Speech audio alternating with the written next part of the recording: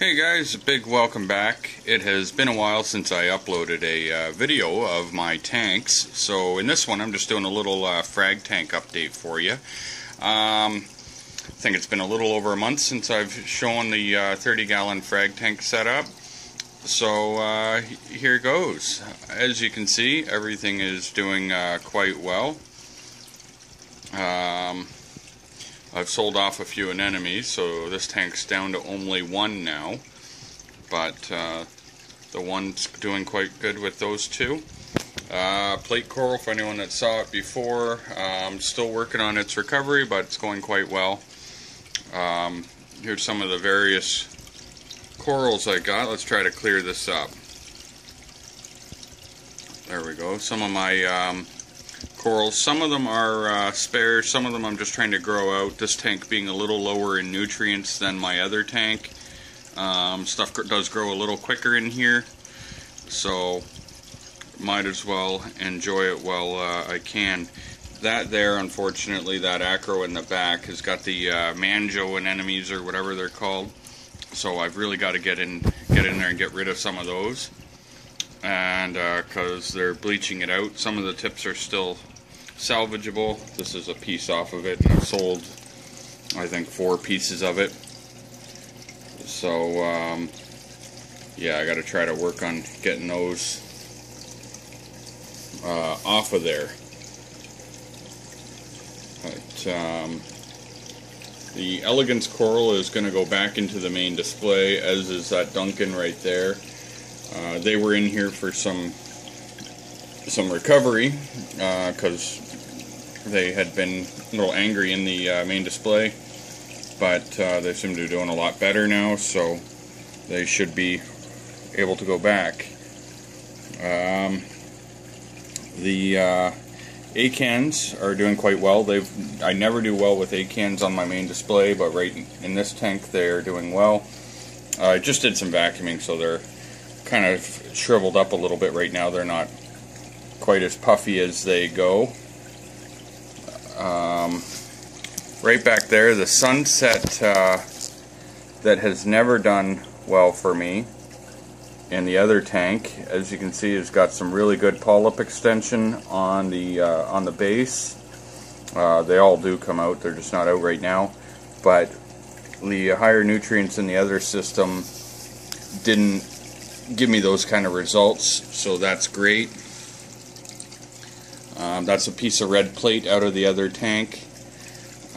It's doing quite well as well. The right there, those are Fruit Loop zoos in the center. They are quite nice. I really like those. Can't really get it to focus 100% on them, but and then the other ones right there, which a lot of people call them false Fruit Loops. Some Miami Vice. So some really nice various examples of different stuff. Purple SPS I picked up for $5. Seems to be doing okay. I just figured I'd throw it in here first in the lower nutrient system. Some various other things. These nuclear pallies, they're really doing well. Picked up the other day right here, purple bird's nest to go with my green back there, and that's just a frag off of it. So everything is going quite well, with the exception, of course, of the manjo anemones back there.